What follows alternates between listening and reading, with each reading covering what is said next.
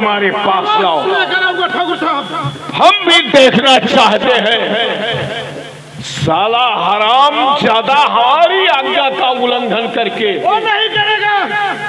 जाओ धर्मो, जाओ आप आराम कीजिए। शायद उसे मालूम नहीं हमारी आज्ञा का उल्लंघन करने वाले को सजाए मौत दी जाती है। जाओ जल्दी वापस आना।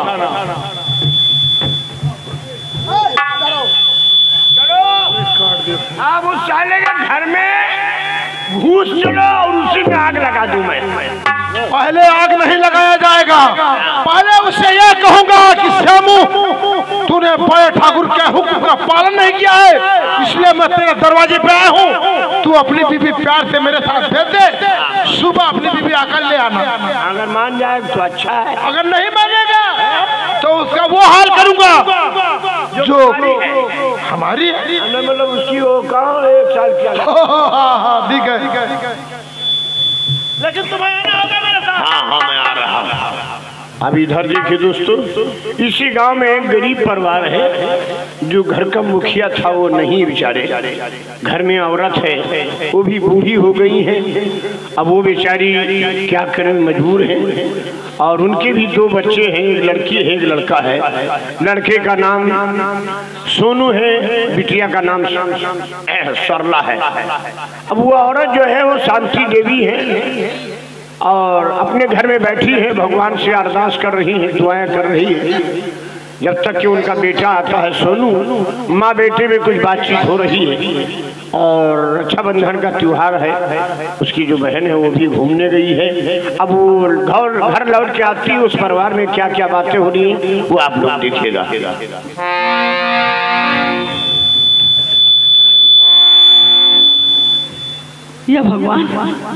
या भगवान तो कितना निर्दयी है। मेरे पति को ऐसा रोग लगाया कि मेरा सब कुछ तबाह और बर्बाद हो गया। जो जमीन थी उसे बेचकर इलाज में लगा दिया, फिर भी तुझे दया नहीं आई। ठाकुर धर्मेंद्र सिंह से 500 रुपए लेकर कर्ज आई, वो भी इलाज में लगा दिया, फिर भी तुझे दया नहीं आई। मेरे पति की जान लेकर ही छोड़ा, लेकिन कुछ नहीं, कब क्या हो जाए कुछ कहा नहीं जाता। पल में पर ले कब हो जाए, पल में पर ले कब हो जाए, बदले रंग शरीर का कुछ पता नहीं,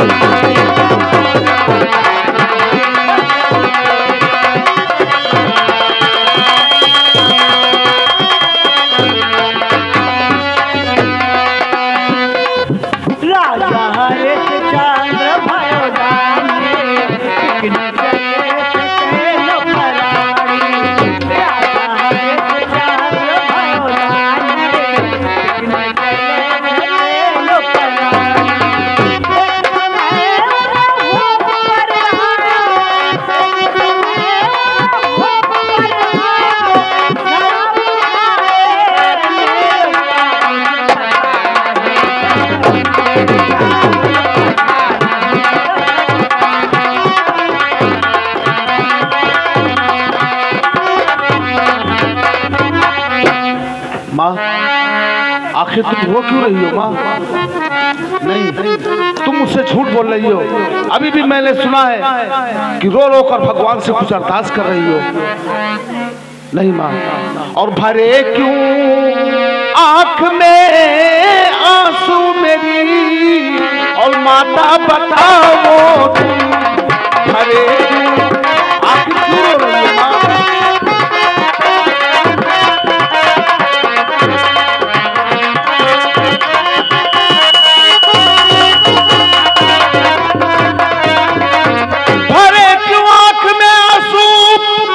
माता बताओ तुम, और कहानी रंजो गम की जो मुझसे फौरन बताओ तुम। कहानी मुझे बताओ।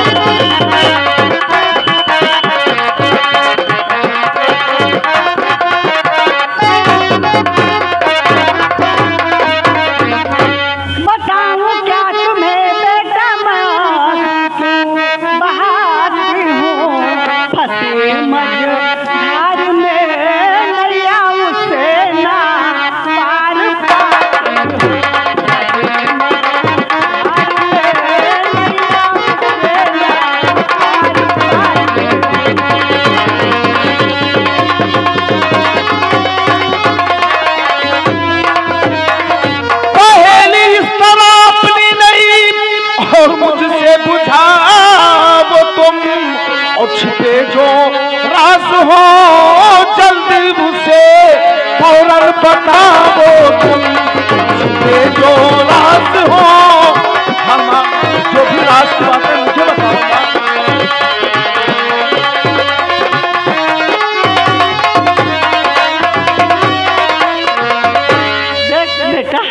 जब से तेरे पिताजी संसार को छोड़ कर गए, मुझे रोना नहीं हंसना का बात था। हाँ, और तेरी बहन शादी हो गई है, पास पैसे हैं नहीं, सोचती हूँ किस तरह से उसकी शादी करूँ, क्या करूँ, बस इसी गम में डूबी रहती हूँ बेटा। मुझे रात रात नींद नहीं आती। माँ, ऊपर वाला जो करता है अच्छा ही करता है। पिताजी का जाना हमको भी खल रहा है। रही बात बहन की, अब उसकी चिंता तुम मत करो। मैं सयाना हो गया हूँ, अपनी बहन के लिए मेहनत करूंगा, मजदूरी करूंगा, खूब पैसे इकट्ठा करके फिर उसकी शादी धूम से करूंगा। इसकी चिंता तुम मत करो। लेकिन वो है कहाँ आजकल? वो पड़ोस वाली चाची के यहाँ गई थी, आती ही होगी। क्या अकेली गई? नमस्ते भैया। नमस्ते माँ जी। भैया, मैं पड़ोस वाली चाची के यहाँ गई थी। वो कह रही थी कि आज रक्षाबंधन है। रक्षाबंधन है? अरे रक्षाबंधन और हमें पता ही नहीं। तो क्या तू भी बांधेगी? अरे क्यों नहीं? जी हाँ माँ जी। देखो, अगर रक्षाबंधन है फौरन मेरे हाथ में राखी बांधो, क्योंकि घर में बैठकर चलने वाला नहीं, बाहर जाकर कोई काम नहीं ढूंढूंगा तो फिर कैसे चलेगा। इसलिए मैं आज जा रहा हूँ कोई काम ढूंढने के लिए। फौरन मेरे हाथ में। ठीक है भैया।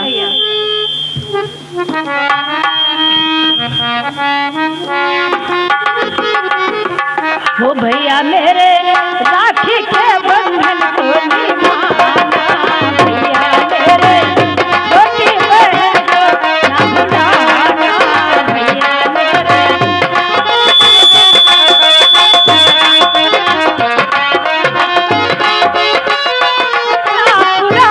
ना पुराना, भैया मेरे, ओ भैया मेरे राखी के बंधन को निभाना, भैया मेरे।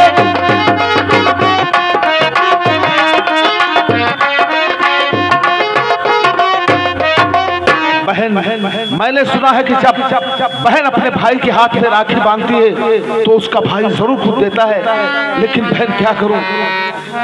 और राखी तो बांध बहना और दिया हाथ में देने के वास्ते, और कुछ नहीं पास में।